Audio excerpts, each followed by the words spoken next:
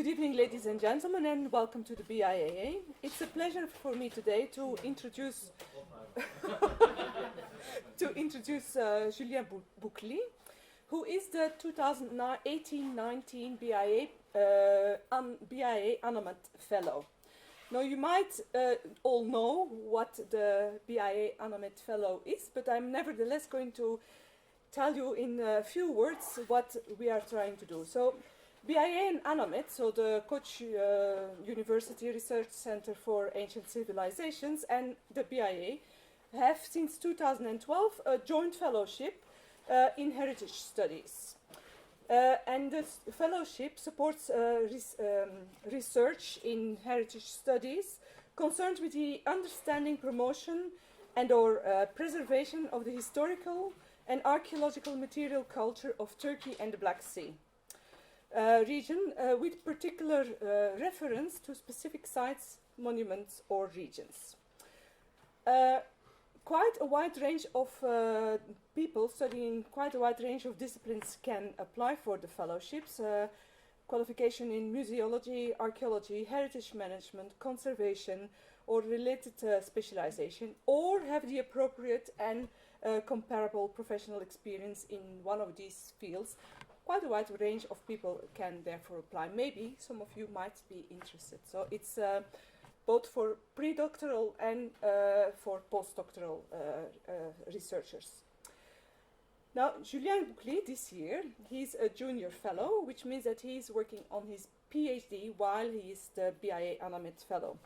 He is a PhD student at the School of Advanced Studies in Social Science in Paris, where he is linked to the Center for Turkish, Ottoman, Balkan and Central Asian Studies, CETOBAC.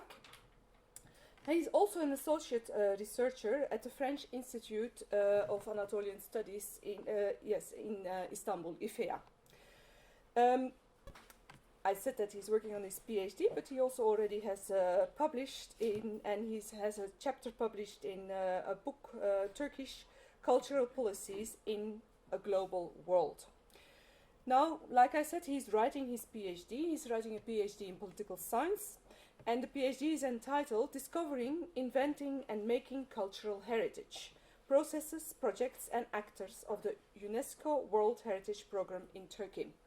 And it's on his PhD that he's going to talk to us today. So, Julien, the word is all yours.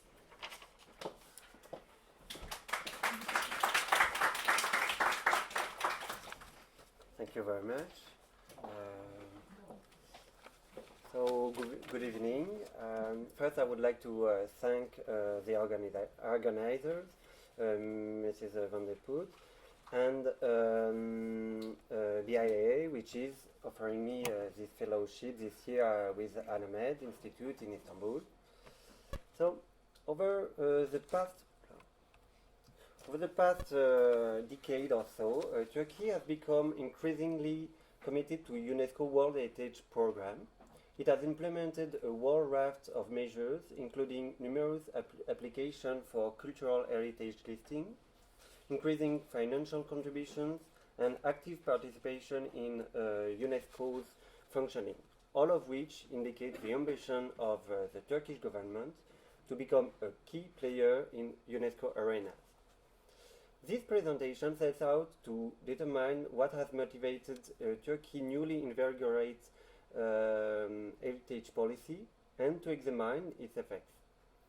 My PhD research endeavors to establish whether one may speak of a Turkish UNESCO policy with a public policy system and world heritage institutions endowed with predefined, predictable and current procedures.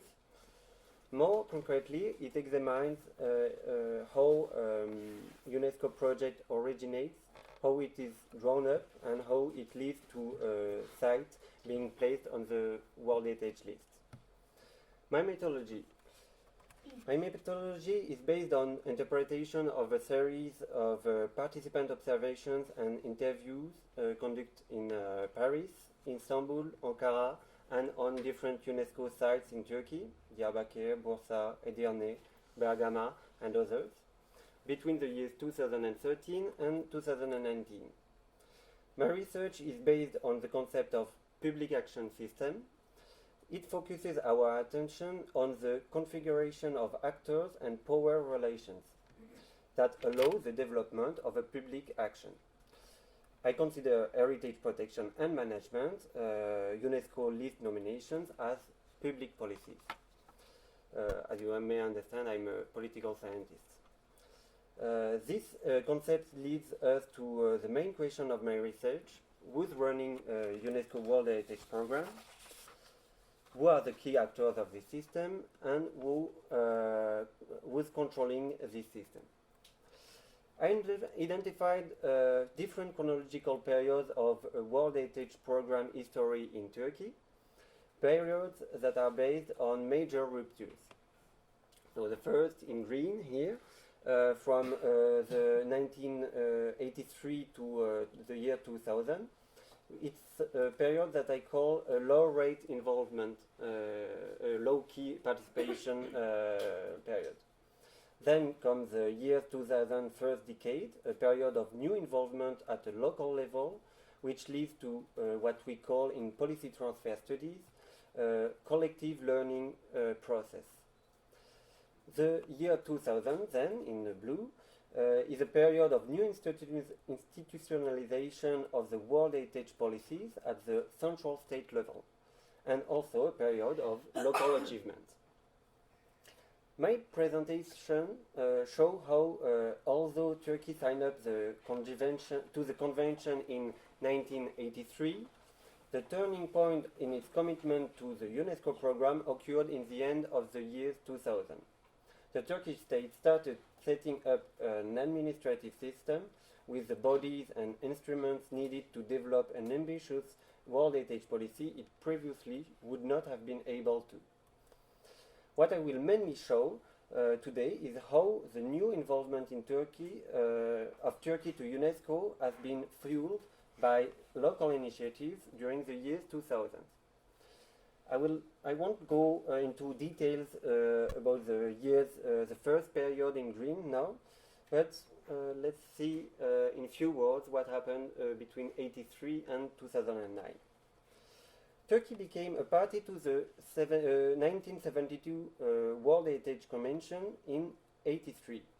At the beginning, adhering to this still sketchy international program did not entail much in the way of obligations. In an initial phase, Turkey managed to get key sites placed on the World Heritage list to attract financial assistance, and started appropriating the norms, the convention, and organizational structures as defined in the international arenas.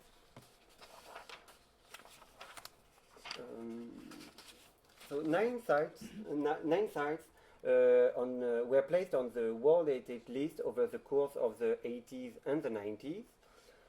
So first in 85, Divri, the Great Mosque and Hospital of Divri, the historical areas of Istanbul, and Göreme National Park and the rock sites of Cappadocia.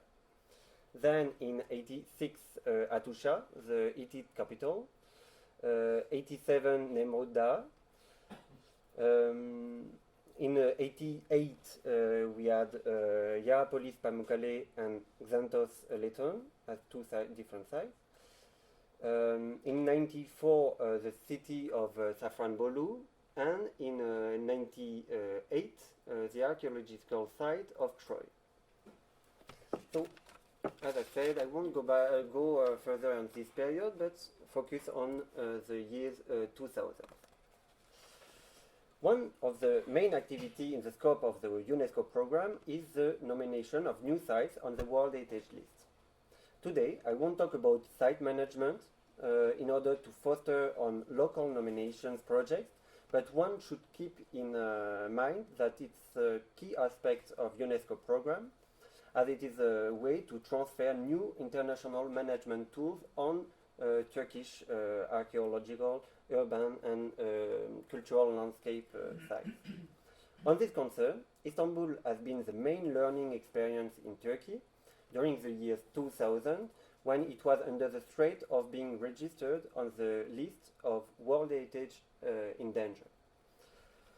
So let's focus on the fact that from 98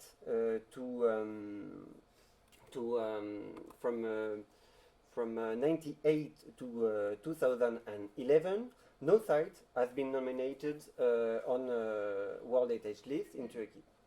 So does it mean no project has been prepared, of project to register new sites has been prepared during the years 2000?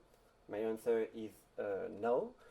I will show that, on the contrary, this period has been a time for preparatory works which led to new involvement for the World Heritage Program in Turkey. This is what we call, in the scope of the policy transfer studies, what we call a collective learning experience process. I will explain during this part what I mean by this expression. I will now show that this process involved different localities where several actors led their own projects, experienced their own local difficulties, and then they brought these problems to central states in order to solve these problems. So why do I consider that 2000 is a time for the beginning of a new period for World Heritage Program in Turkey? Because on the 25th of February of this year, 16 new sites located in Turkey were registered on the World Heritage tentative list. So this tentative list, what is it? From the World Heritage Program regulations, state parties are encouraged to submit their tentative list, properties which they consider to be cultural and natural heritage of outstanding universal value. It is a key concept of World Heritage Program, the OUV, World Heritage, the outstanding universal value, and therefore suitable for inscription on the World Heritage list. So it's a candidacy list. In Turkey, the Ministry for Culture and Tourism is in charge of the identification of these candidacy sites. So this nomination of 16 new sites on the tentative list led to the development of new UNESCO project at the local level. 5 candidacies to UNESCO lists have been prepared during the years 2000. Karen Cave, which is a site located close to Antalya, Ephesus, Mardin Historical Town, Alanya, and Selimiye Mosque and its social complex, which is located in Edirne. Only the last one has been nominated to UNESCO in 2011. I will now analyze the different candidacy processes in order to understand what are the difficulties faced by Turkish World Heritage Program stakeholders and what is the collective learning process they have experienced. So through these case studies, I could identify 5 different requirements of the World Heritage procedure which needed learning experiences. So first, the preparation of candidacy files, which has to be learned, the coordination of experts, civil servants, and political decision makers. Third, they had to learn how to manipulate UNESCO concepts and categories. Four, they had to implement a new management system and protection measures recommended by the international organizations. And fifth, to comprehend how work the nomination procedures, that is to say, to understand how to dialogue with the UNESCO institutions. I don't know how familiar you are with the UNESCO organization, so I can present now the 4 main actors of this system, meaning the World Heritage Committee, the World Heritage Center, ICOMOS, and IUCN. So the World Heritage Committee is composed of 21 elected member states who meet every year in order to discuss policy orientation related to the World Heritage Program, in order also to supervise UNESCO site management, and to evaluate new nominations. The World Heritage Center is the secretariat of this program. It prepares the committee sessions by providing decision drafts. These decision drafts, which concern nomination to a World Heritage list, are based on recommendations expressed by two consultative organizations, ICOMOS, the International Council on Monuments and Sites, and IUCN, the International Union for Conservation of Nature. So let's begin our sites project investigation. First, Karen Cave.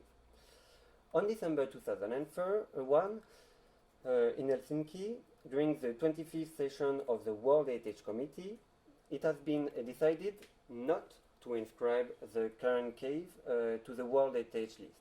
This decision was taken on the basis of a recommendation by IUCN, because it's a natural site. What did I understand from the failure of this candidacy? First, that at this time, there was no proper institution in Turkey for promoting natural sites to the World Heritage List.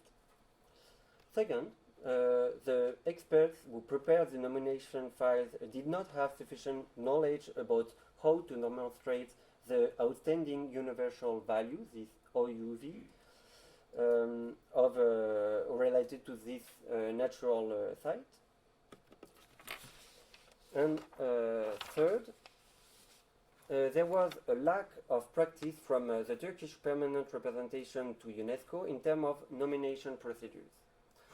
Which means, indeed, in most of the case, when an evaluation of the consultative organization, here IUCN, gives a negative recommendation, which was not to inscribe, the national delegation to UNESCO, the Turkish in this case, can either lobby in order to change the recommendation into a positive decision of the World Heritage Committee, which is more like a political and diplomatic committee more than an expert body, or it can withdraw its application.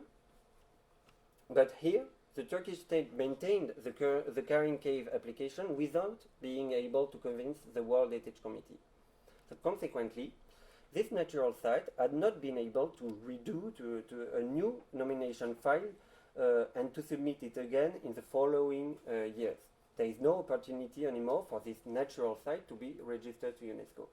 So it is the first failure of the Turkish state during the years 2000. Second one is the one of Ephesus in 2001 also. On the same year, the Republic of Turkey submitted another application for the archaeological site of Ephesus. For this candidacy, the World Heritage Committee, on the recommendation of ICOMOS, decided to defer the nomination. It's a deferral decision. This means that a new nomination file could be submitted for the evaluation of ICOMOS in the following years. This decision was taken on the basis of different criticisms concerning the management of the archaeological site, lack of management plan, and concerning the imprecise borders delimited for the nomination file. Thus, we are facing a problem in the preparation of the nomination file. But I also interpreted this candidacy failure as a witness of a lack of lobbying resources. Indeed, by following World Heritage Committee sessions decisions over the several years, I have noticed that in many cases, ICOMOS can recommend a deferral, and then the political committee takes the decision of a nomination, especially when the OUV, the outstanding universal value, is appears to be obvious, which is the case for Ephesus. But one more time, the Turkish delegation did not achieve to convince the committee to change the recommendation into a positive decision. And at least, Turkey has been able to submit this site again for a new evaluation 1 decade after, in order to nominate Ephesus in 2015. Then we are coming to Mardin. The next UNESCO project in Turkey is the one of Mardin, evaluated by e-commerce in 2002, and due to a negative recommendation, it has been withdrawn by the Turkish state in 2003, just before the World Heritage Committee meeting took place. Concerning Mardin, the Turkish permanent representation to UNESCO did not make the same mistake as for the current case. It took back the application file before the decision not to inscribe would be taken by the committee. Consequently, Turkey can submit a new candidacy project related to Mardin historical town whenever somebody wants to prepare a new file. Here we can see that there is a learning experience process. They didn't make the same mistake as 2 years before. But again, Mardin candidacy has been rejected by ICOMOS because of many problems related to site management and to the preparation of the files. In the evaluation of the 24 pages nomination dossier entitled Mardin Cultural Landscape, nowadays we have to know that nomination files are usually more than 500 pages. ICOMOS experts noticed the following points. First, a confusion between authenticity and integrity concepts. Second, a poor demonstration of the OUV, the outstanding universal value. And thirdly, misunderstanding regarding the World Heritage category of cultural landscape, which is a combination of natural and cultural elements. Fourthly, also lack of local human and financial resources were noticed.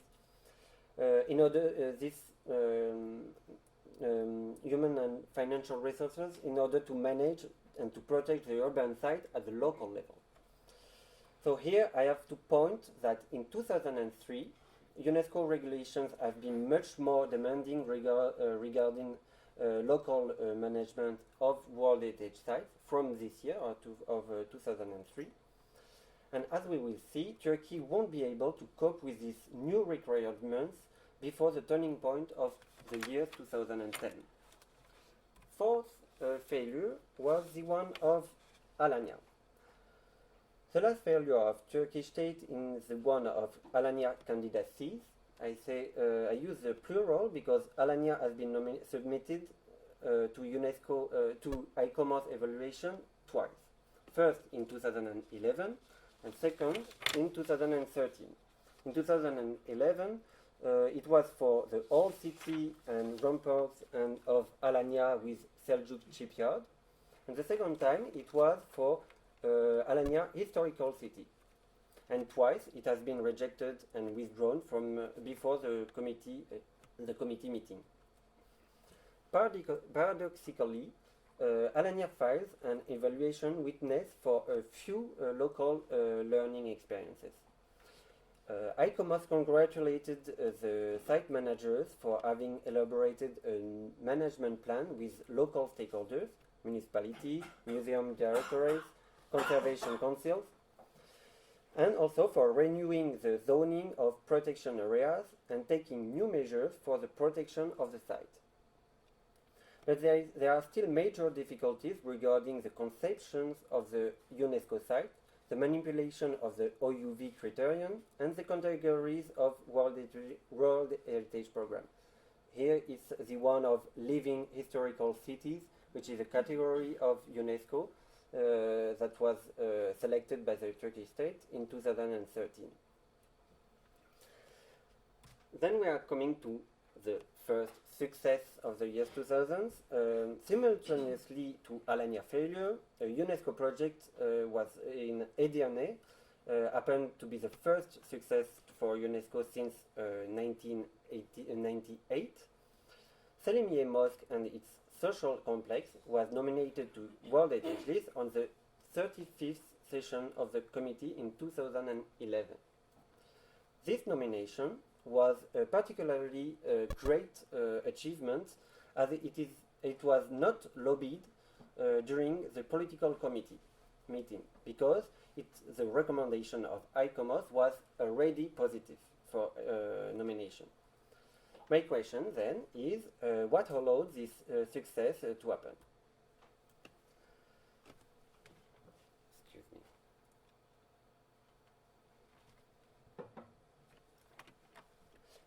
First, I want to underline the strong local involvement which allowed this successful learning experience. I led few interviews with experts linked to the local authorities involved in the nomination process, and they explained me that at first they could not really get so much help or knowledge from ICOMOS Turkey or from the Ministry for Culture and Tourism about how to prepare a nomination, a good nomination file. So they made their own research on comparative analysis, on site management and files content based on the World Heritage Guidelines, which is the main regulation file after the Convention of to UNESCO, the Convention of for World Heritage Protection. Thus, it looks like this nomination file and the local coordination set up at the local level convinced ICOMOS evaluators.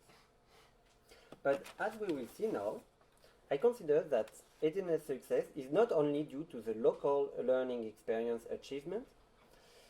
This application has been provided with new human resources and national support, which witness for the new involvement of Turkish central state in World Heritage Program, and at the turning point of the year 2009.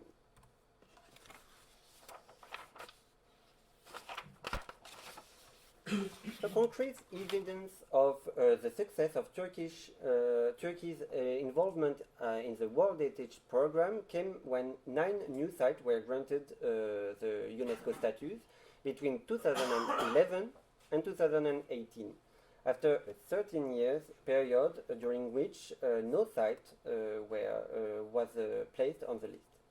The 9 highlighted sites are Selimiye Mosque, and its social complex in 2011, Çatalhöyük in 2012, Bursa and Pergamon in 2014, Ephesus and Diyarbakır in 2015, Ani, Aphrodisias and Göbekli Tepe in 2016, 17 and 18.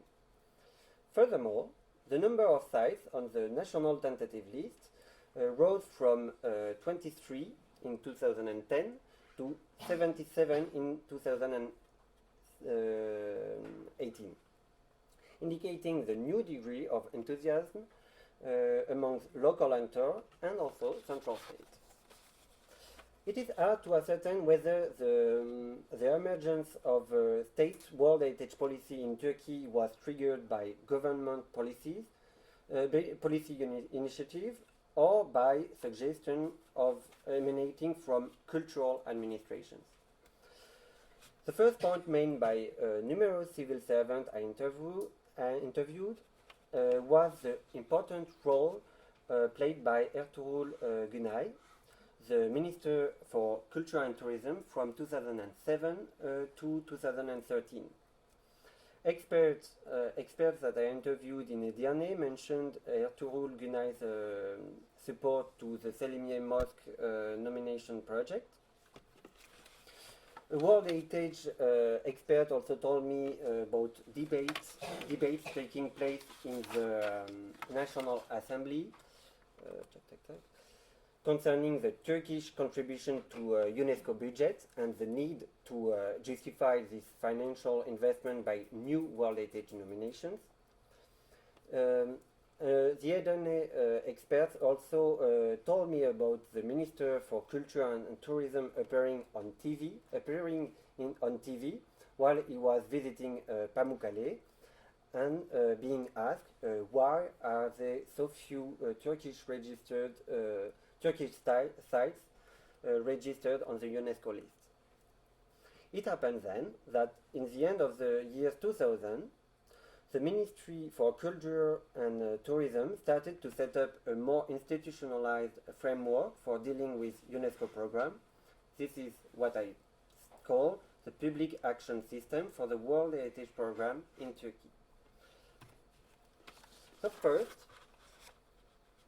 World Heritage Sites Unit, meaning Dünya Miras Alanları Şube, was set in the General Directorate of Monuments and Museums in 2009, tasked with supporting application for World Heritage status and supervising the implementation of management plans as required by UNESCO since 2004. The administrative and political support provided by this new unit in the Ministry for Culture and Tourism proved necessary in successfully carrying out the UNESCO sites application I mentioned before. The ministry checked and corrected the application files and acted as a relay with the permanent representation to UNESCO in charge of lobbying, doing the lobbying in Paris, the headquarters of UNESCO. Its goal is not to define of this unit is not to define a national policy and to rule a World Heritage program in Turkey, but to coordinate the different stakeholders of the international program at the central state level in Ankara. Nowadays, considering nominations to World Heritage list and site management, UNESCO strongly encourages states to entrust the local actors with project initiatives, applications, and choices in defining and delimiting sites. So Turkey's system has partially adopted this UNESCO recommendation in this domain. From the application process of ANI and Göbekli Tepe archaeological sites, I understood that the Ministry for Culture and Tourism is firmly in control of archaeological sites applications procedures to UNESCO. So these sites were the World Heritage Site Unit in the Ministry for Culture, this new unit, strongly participated in the preparation of the nomination files for archaeological sites. But on the contrary, in the application process for the latest urban and cultural landscapes, particularly the case of Edirne, Bursa, Bergama, Diyarbakır, and for the candidate site of Mudurnu, the municipalities have been granted major responsibilities in drawing up the application and the management plan. Each of these experiences indicates that these listings are not solely attributable to action by the Turkish state, but also stem from the mobilization of local actors. Providing coordination to this public action system is also the mission of the Turkish National Commission for UNESCO, the UNESCO Türkiye Milli Komisyonu. This interministerial body is not new. It has been created in 1949, but it considerably expanded its World Heritage Program activities over the course of the last decade, along with increasing its budget and its workforce.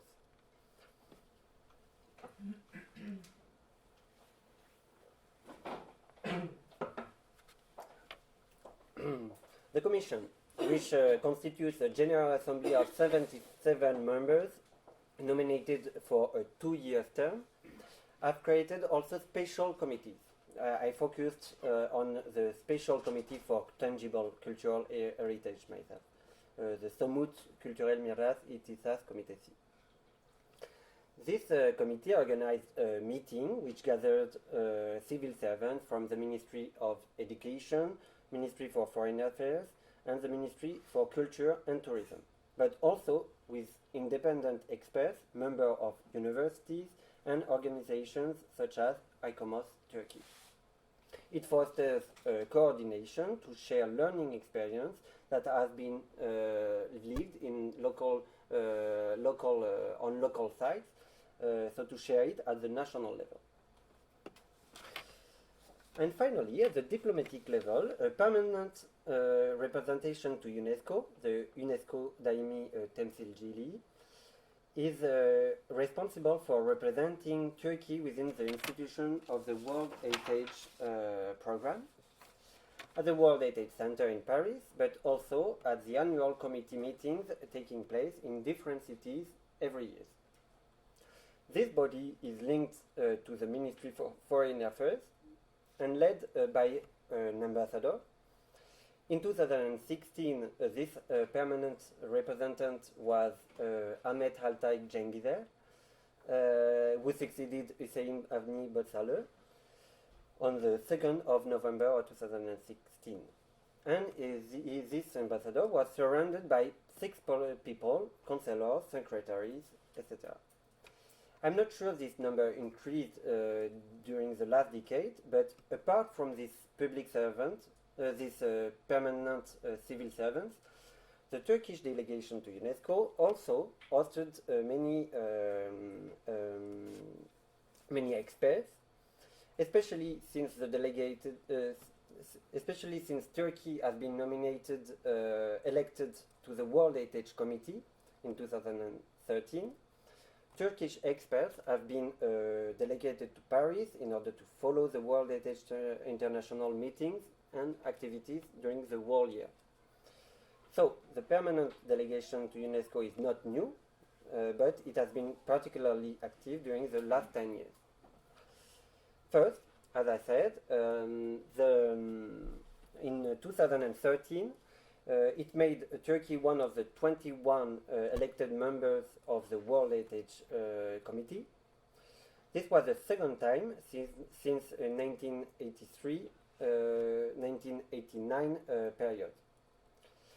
This position offered the Turkish delegation a good position for lobbying in favor of World Heritage nominations. I can remind you that between 83 and 89, Turkey registered its first 7 sites on the list. And in 2014, 15, and 16, Turkey nominated 5 sites on the list. 2 is the maximum for per year. So we can notice that 4 of these 5 nominations have been made thanks to an amended decision of the committee. We did not follow the ICOMOS recommendations of referral and deferral. So lobby was it was possible to debate this file during the committee and to promote them. Being a member of the committee, Turkey brought very large delegations to World Heritage Committee meetings. Many national experts, municipality representatives could participate to the General Assembly debates. And these events were a very good opportunity to learn more about UNESCO program and its management system, and also to promote Turkish heritage policies in the international arena. This was particularly true during July 2016, when Istanbul hosted the 40th session of the World Heritage Committee. So, from the World Heritage Site Unit, the Turkish National Commission, and the Permanent Representation for UNESCO activities, we understood that the aim of these central state institutions were not so much to define a national policy, but more to coordinate different actors, ministries, ministries, national experts, and local authorities.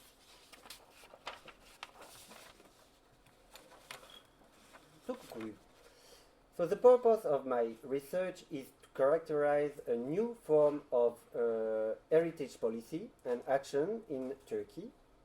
It would appear that rather than thinking in terms of normative, structured, and centralized institutions, it is more fruitful to view the situation in Turkey in terms of World Heritage management systems, which is more about coordination, about creating new relations between local and central administrations. By drawing on the idea of a public action system, I have sought to emphasize the shared role and disparate actions of various independent actors, experts, municipalities, and state administrations. The central state is neither the place where Turkish new involvement in World Heritage Program firstly emerged, as I showed in my second part during the year 2000, nor the scale on which World Heritage Sites Candidacy project starts. For urban sites especially, it's from the local level and mostly from municipalities' initiatives. So I could not talk long about the site management, but it is also important to know that the World Heritage System fosters a local implementation. My presentation also did not go through the most recent period of Turkish World Heritage Program history, succeeding 2016 and the end of Turkey's term as a committee. So they had the 4 years elected term, which ended in 2017. So the trend in increasing nomination is going further, and it may continue as there are now 77 candidate sites on the tentative list. But the major events on the last year have been concerning two things: site management regulations, and about also the threat toward Diyarbakir World Heritage Site preservation. So first, on July 2016, an amendment to the law 2863 on cultural heritage protection decided that site management units and site managers would not be hosted anymore by municipality authorities, but they would systematically be directly linked to the Ministry for Culture and Tourism. This is a U-turn from the trend of giving more responsibilities to local institutions, and it is hard to know what effect this revision will have on the local initiatives that start the UNESCO nomination process. And also the second,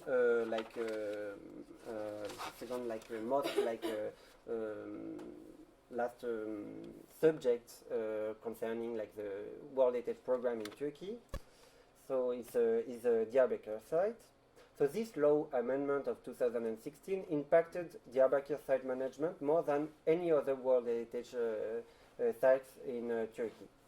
I won't go back to the destructions which occurred in Diyarbakir in 2016, but I may focus on the site management as it is one of the current priority of the dialogue between Turkey and the UNESCO institutions. In some ways, Diyarbakir site management difficulties and processes are the same as the one revealed in the year 2000 on Istanbul World Heritage site, which was under the threat of being registered to this endangered list. So first, the management plan adopted by the Ministry for Culture and Tourism in order to get the nomination on UNESCO lists in 2015. This management plan is not implemented by state administration, which are now responsible for urban policies on the UNESCO registered site. Meaningly, this administration is mostly the Ministry for Environment and Urbanism. Second, this management plan is not currently revised by a site management team surrounded by civil and local actors, as there is no more advisory council meetings in Diyarbakir. Third, from my interpretation of the list of World Heritage in danger, it may be considered to suggest Diyarbakir inscription to this list in order to solve this particular urgent problem about the management. And in the end of the 2018, the World Heritage Committee is still waiting for the Turkish state to invite joint World Heritage Center and ICOMOS reactive monitoring mission, as it has been recommended in 2016. I could not get information on the report concerning the state of conservation of the site, which has been submitted by the Ministry for Culture and Tourism to UNESCO, submitted to ICOMOS in December 2018. So these are the 2 pages you can get on the UNESCO site. And so you have this summary of the report, which doesn't give indications about this mission that has been asked to be invited in 2016. This mission actually, from my understanding of the list of World Heritage in danger, this mission is what is done when there is difficulties in managing a site, and it's of great help for all those who want to use the World Heritage Program, which is like aiming to protect sites. This mission would be of great help in order to enhance the preservation of cultural heritage in Turkey, and not only about the case of Diyarbakir. Thus, we can expect that during the following years, as Istanbul case during the year 2000, Diyarbakir case may be the priority of a Turkish World Heritage Program in Turkey. Thank you for listening.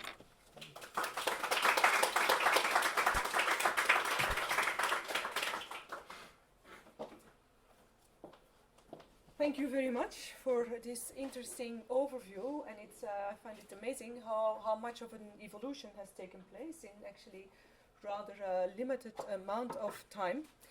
I think that if there are questions, Julien would be happy to answer them. Michele? Thank you, Julien. I was wondering, in your description of the process, it looks like, at least in the case of Turkey, it's a very top-down approach. So I was wondering whether, in fact, there is any participation from, you mentioned local authorities, but not local communities, for example. And I was wondering who makes the decision in Turkey whether to inscribe a site to the UNESCO tentative list, and whether and what happens in other countries, for example, if Turkey is a typical case, or whether in other countries things are done differently. Should I take different questions or one by one? One by one. So, about local communities, it's interesting. First, about the top-down issue. If we talk about local authorities being at the starting point of an immunization project, present the project to be registered on the tentative list, we have some kind of bottom-up approach. But if you go to the local communities, I would say that for sure it's not in Turkey you don't have so many associations which start projects, but when a project is started, it's when the municipality mostly, as I know, because I mostly worked on urban sites that are more like under municipalities' prerogatives. When the project starts, then the local communities can be very strongly involved. It has been really the case in Diyarbakır, in Bergama, because associations which was already promoting sites, the preservation of all the touristic presentation of the site were implemented, but it's in the second. They are not starting the project because it leads me to have some time to talk about site management.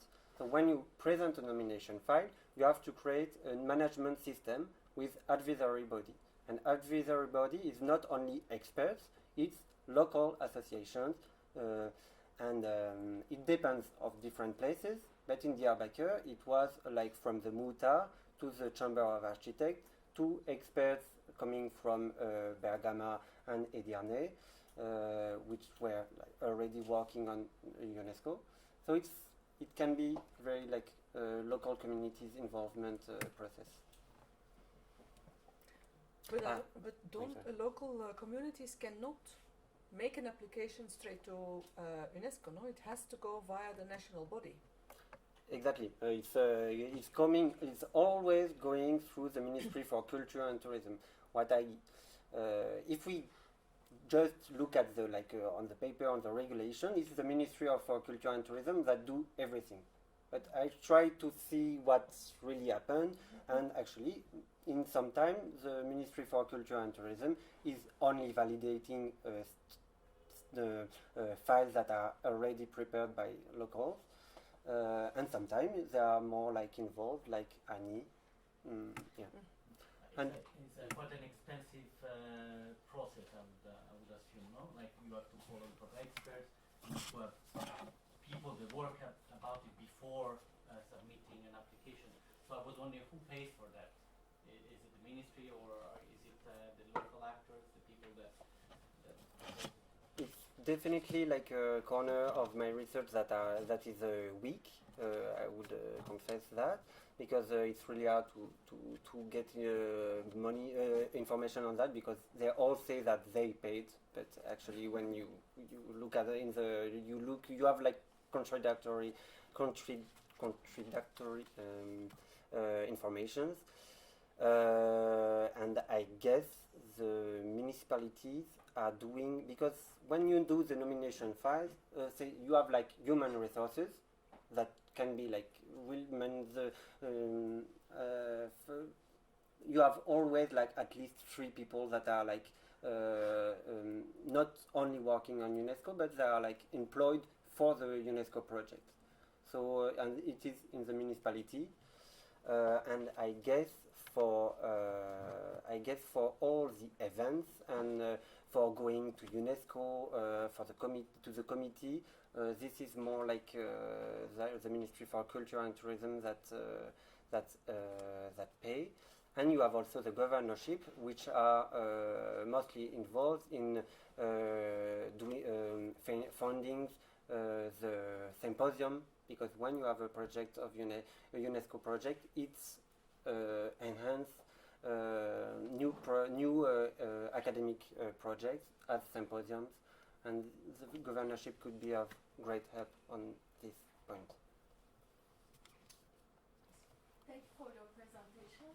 Actually, I'm wondering about the concept of lobbying during the process, particularly examination of the file.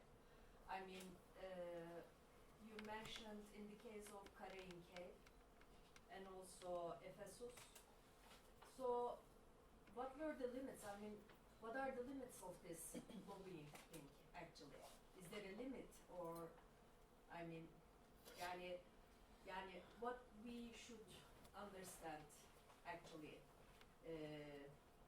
when we say means of lobbying, actually?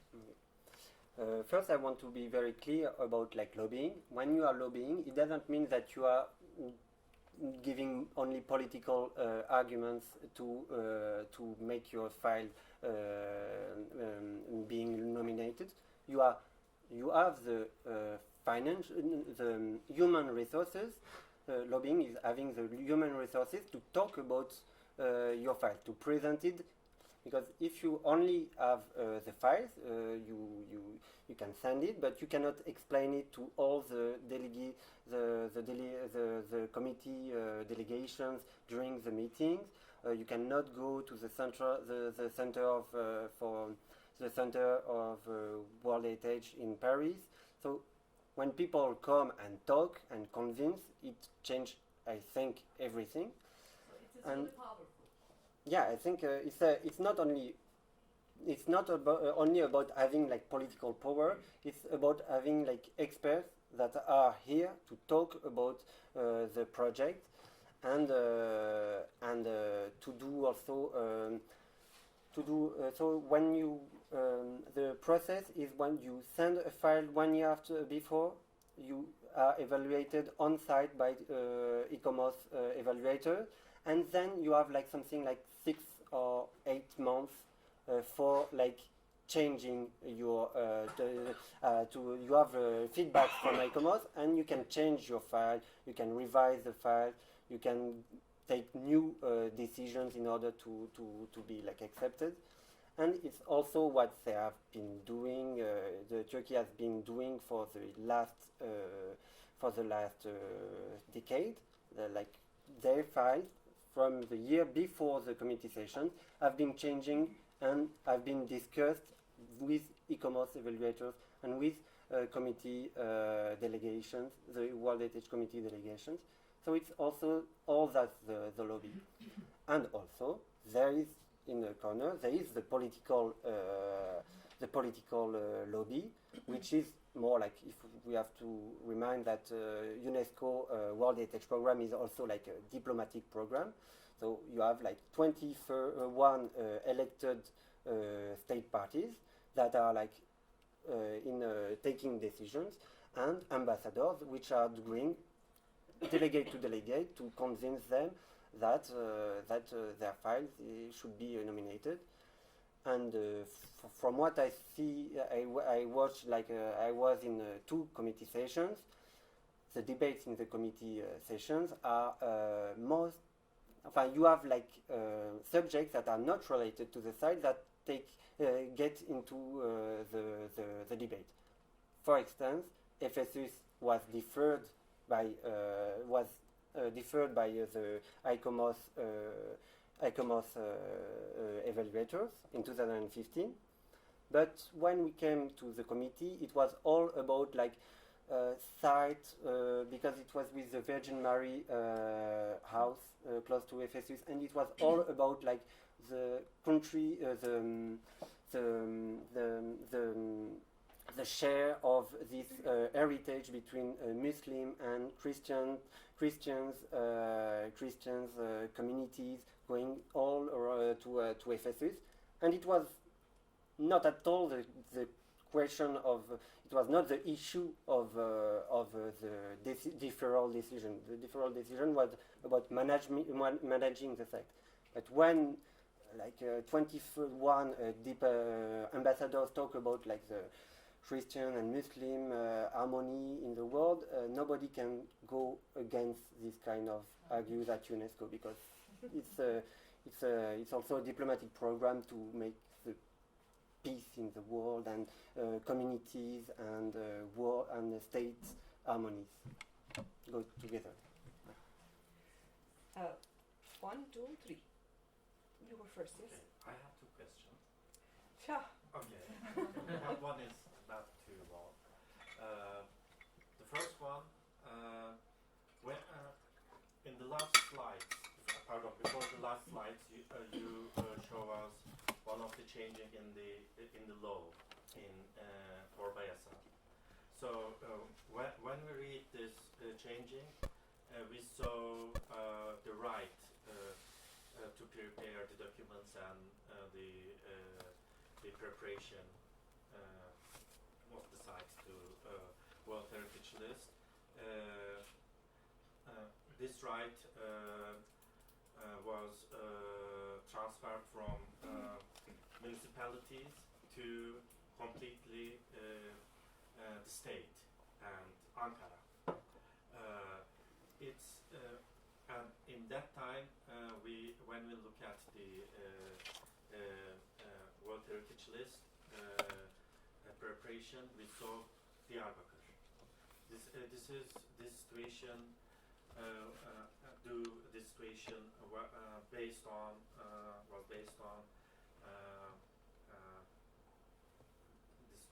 based on the political agenda in Turkey about the Kurds or the Kurdish party in Diyarbakır, because maybe they don't want any this Kurdish party in the preparation of the World Heritage List, and they don't want everything in Ankara about Diyarbakır and this region.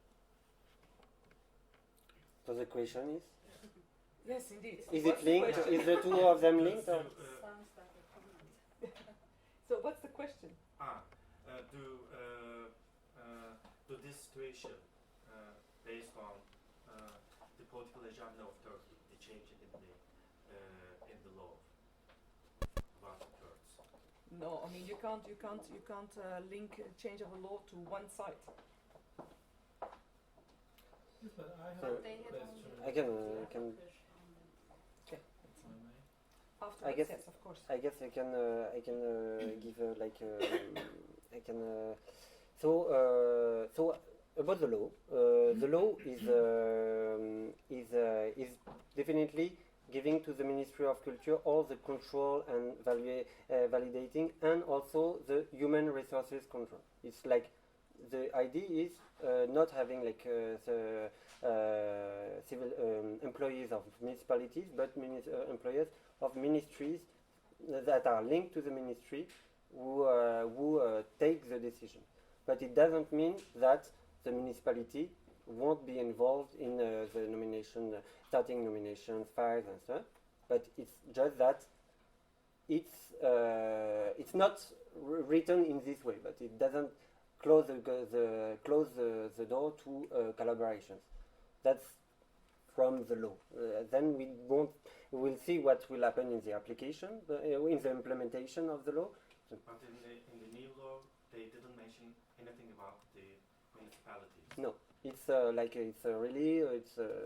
ministry, but it was also before. It was also all the control, the validation process was at the ministry. So basically,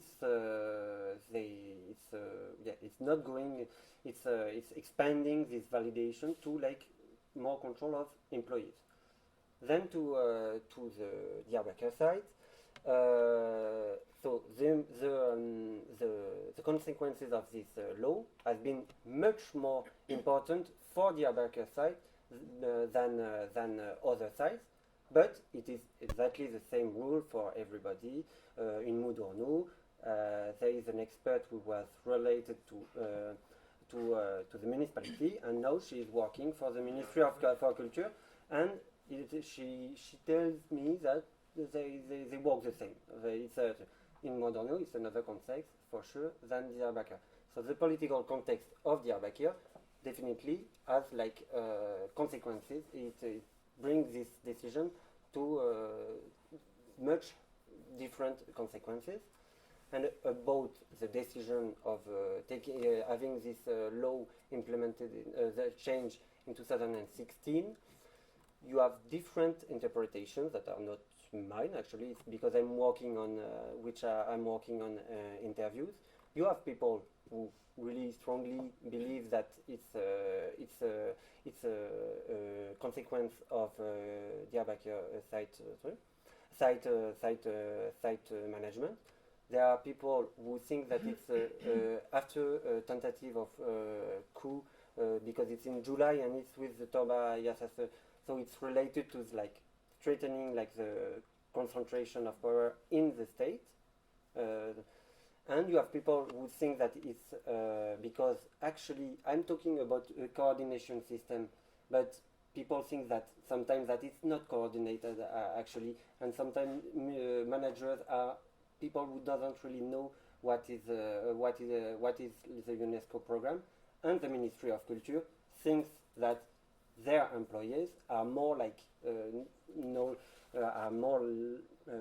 have more abilities to like being site managers, and it's also to pay these people, because sometimes municipalities don't have the money to pay a site manager, but the Ministry for Culture and Tourism has this money. So this is the third interpretation, and yeah. I think there are two comments related to this question. I think you both have comments to these questions, no? No, I actually had a question related to this question, this comment. I was going to ask that who is controlling after something is listed as World Heritage List? What's happening with that place? Who is controlling what is happening there? Because I was in Diyarbakır during what happened. After that wall was under the list, it has been ruined, and nobody took any act again about this. There were lots of letters written to UNESCO.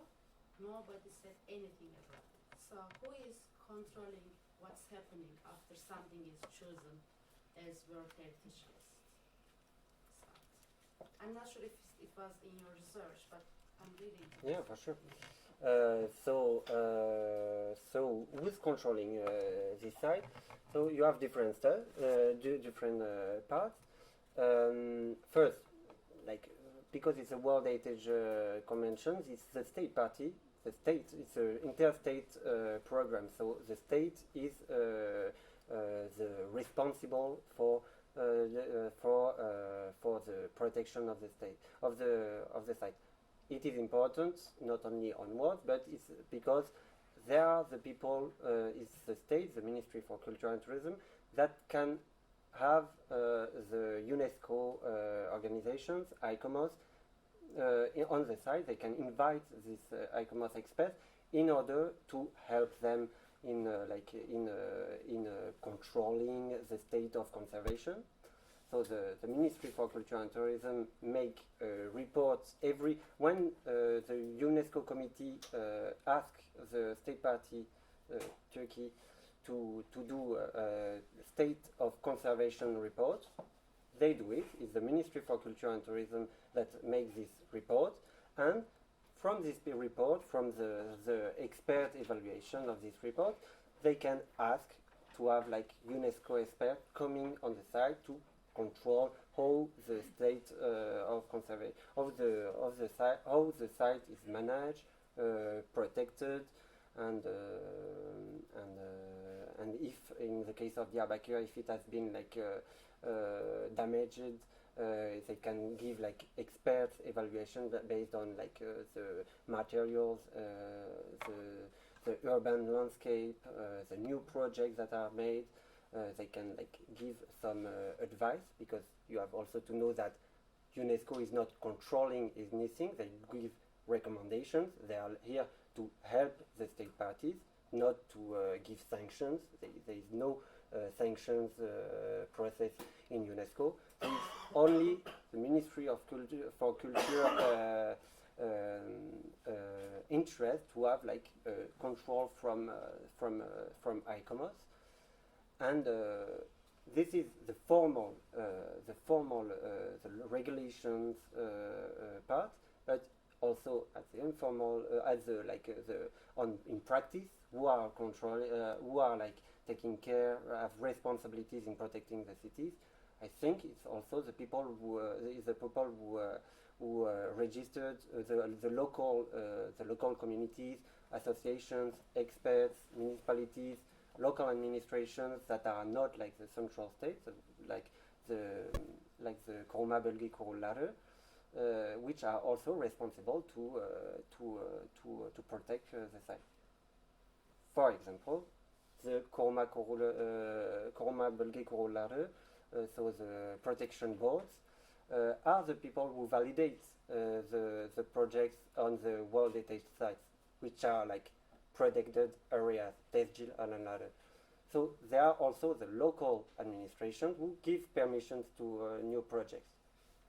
So they are also the one who have to control the sites, but it's not directly the UNESCO site, but it's all what happens in on the protected site. For example, the different urban projects that are made in city centers, as Ankara, as Bergama, as Diyarbakir. So all these urban sites. I think you also had a comment on related to this discussion, and then there are two more questions. So is there a certain tendency of centralization on the format and control of these processes of cultural, the management of cultural heritage sites at the time being? And what could be the things that you gathered from your study, the short-term and long-term future prospects are what you believe should be? So as we see in the law, there is definitely a process of a more concentrated state administration of cultural heritage protection. It has been this law happened after 20 years of more municipalities being involved in heritage protection. So it's hard now to know that on this event of this law amendment, it's definitely a concentration, but it's in the context of 20 years of more responsibilities to local authorities, which lead me to tell you that I think it's more local authority, it's more decentralized than in the years 90s. In the 90s, now there is still it has been so much, it changed so much. I think that everything is not lost anymore for local authorities' responsibilities. And about also concentration of powers, state powers on protection of heritage, I think it's also very important to understand that we are in a state which is also working with private universities, experts, independent experts. They are it's not civil servants that are running it's not in this part of my dissertation, but I'm working mostly on experts that are independent experts who are missionized by the state administration. The three state administration I talked are working with independent experts. So it is not at all like a statist also organization. It's also independent experts working. Thank you. Yes. Mine's slightly different, but I was wondering if UNESCO is just about historical sites. I kind of know vaguely that they also nominate people as living treasures. If you know anything about this, can you tell me or tell us about this process, how people are nominated as these living treasures? Because I know in Turkey there are a couple of maybe 10, 20 people on the list. Mm-hmm. People who have special skills. So you have maybe you are talking also about intangible heritage that are linked to people, but which are more linked to communities and cultural practices. And so there is two things. You have the World Heritage Program, on which I work, and there is the intangible heritage, cultural heritage program, which is different. For sure, they are related, but it's different. I think it's different people, it's different experts, different administration which are working on. Because I'm a political scientist and working on administration, I didn't work on this program. But if you want to work on humans, cultural practice, so you have this intangible list where you have the whistling whistling, yes, whistling, yes. the whistling language. You have Sema, you have coffee ritual. So it's more about people. But so it's this list is I know a little about it. We can also talk about it, but it's out of it. But what is on my program, on my research, is nowadays cultural heritage at UNESCO. It's not about buildings. It's only about buildings, historical buildings, monuments. It's how the people appropriate these monuments and how they are living in this cultural landscapes. And so that's where the human aspect is very important nowadays in the World Heritage Program. And for instance, the Diyarbakir site and Bergama are cultural landscape, which means that people in these cities, in these areas, have been building the cities over environmental concern about with the good relations with nature, which is like more about human behavior. And for Diyarbakir, it's because the people of the city center were using the gardens outside of the world city. So there is a relations today still continuing of people like people who live in Soichi like using the garden. And in Bergama it was about the relation with the urban the people who use the urban part of Bergama, which is not only the archaeological site.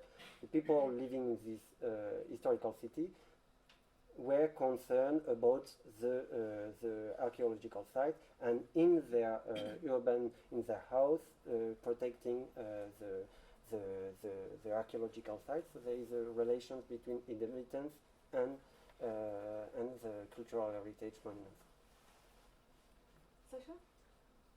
Yeah, thank you for your very interesting paper. And I was just wondering about the cooperation partners. For example, in Ephesus, the Austrians, or in Hierapolis, the Italians.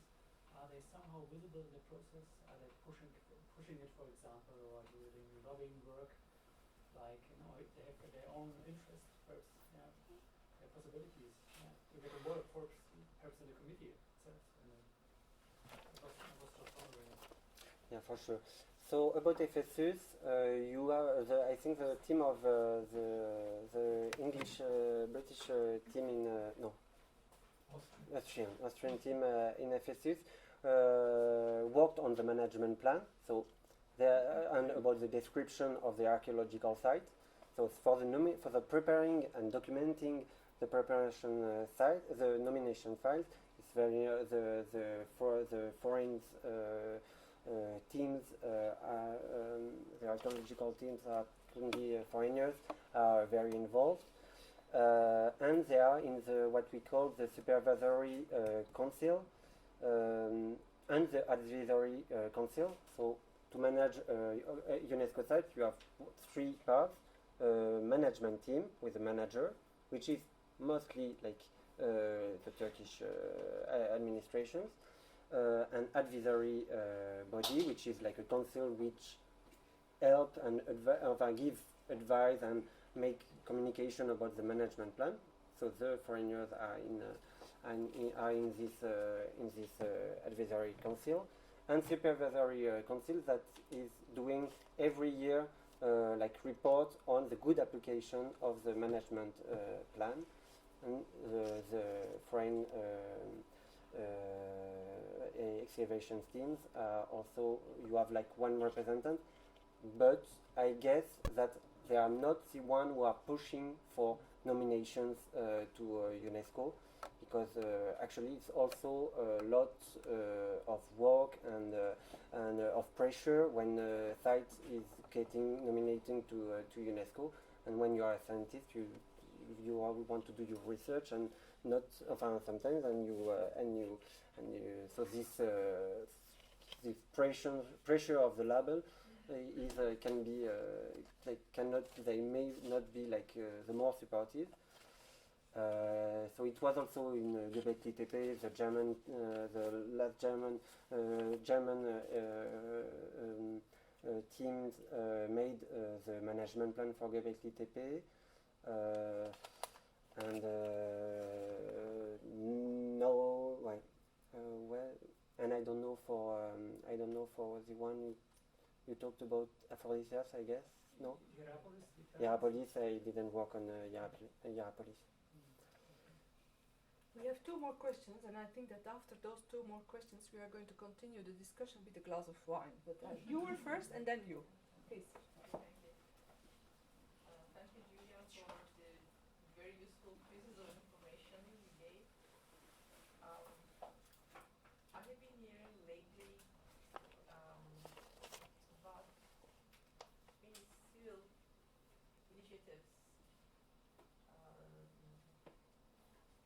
to promote or to make it more known to the local public and to probably the UNESCO staff to take it on a tentative list or what, I'm not sure, of Gordian site. I'm sure you heard about that also. It's in the environs of Ankara, a very old town of the Hatti and Phrygians also, very famous. There are very different civil initiatives like organizing some activities among the young people also in universities. I think if it is the bottom-up approach that you mentioned, I think that this will fit in it. But I'm not sure about the status of the Gordian sites. Do you have any information on that also? I'm really sorry. I didn't work on the site, and there are like 77 tentative sites on this tentative list. What I can tell you, like theoretically, and from like the whole Turkey, from this tentative list, is that this tentative list is really used in Turkey more than any other country as a supportive, as a tool to support projects or to have communication on a site or to make the people concerned about the site. So, as you said, like civil communities, people who are like. So I guess it's more and more people will be able like to say today I want to, this site I want to make it on the tentative list. I think it's if they create links with administrations, it will be like more. Turkey is very open.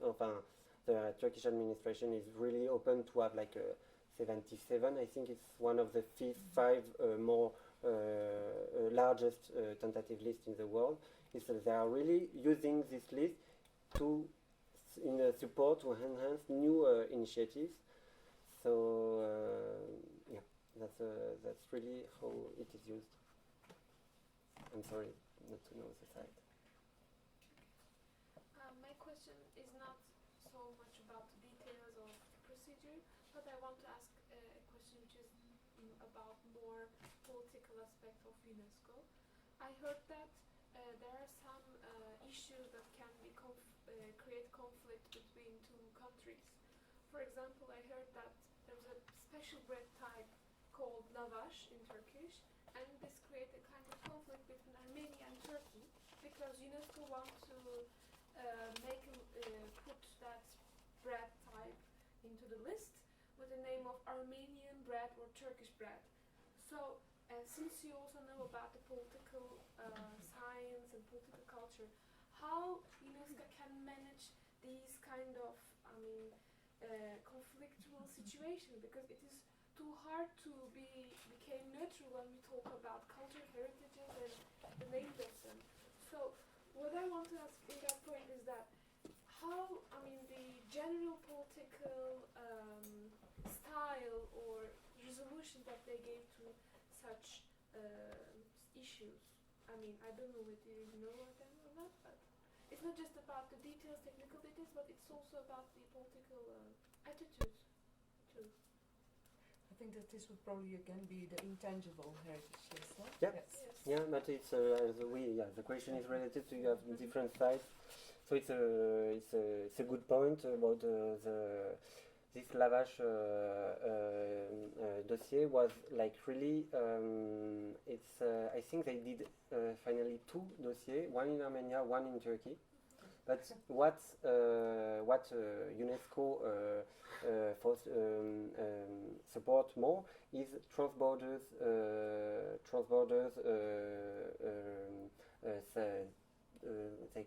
it's not sites, it's transborders like materials, so dossier files. So that's what has been made for Nevros, which was also sensitive about like the which country who are the owner of this Nevros or there is 5-6 different appellation of the. So they did transborder nomination with Iran, Azerbaijan, maybe Afghanistan, Turkey. So it was more like sharing heritage, and that comes to my point. You have to we have always to keep in mind that it's a diplomatic program, this World Heritage program. So people don't go to UNESCO in order to have conflicts on heritage. If they go to UNESCO for a site, it's in order to make a moderate and acceptable for everybody, for UNESCO, for the communities, for the state. So they will present the sites and the intangible heritage in a way that is acceptable for the UNESCO discourse of peace among the communities between the different countries. And that's also what happened for ANI. ANI, the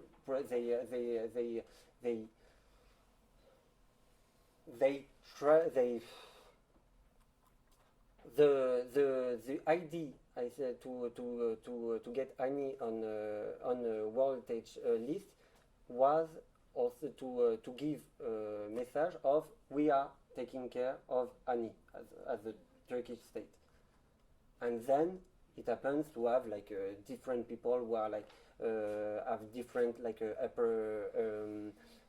appropriation discourse. People are not agreeing on that, but it doesn't happen in the World Heritage Committee. When the World Heritage Committee talked about ANI, there was no problem because it's in the diplomatic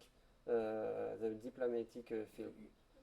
So the debates go out of the UNESCO, The debates are taking place in the media, in the communities, but when you are in UNESCO, you don't get into conflict. And it's always also a way to have another place where we are talking about culture, about a site. It's a diplomatic arena to talk about it. But voilà, it's also a way to control aussi this cultural heritage. Thank you once again very much. Like I said, we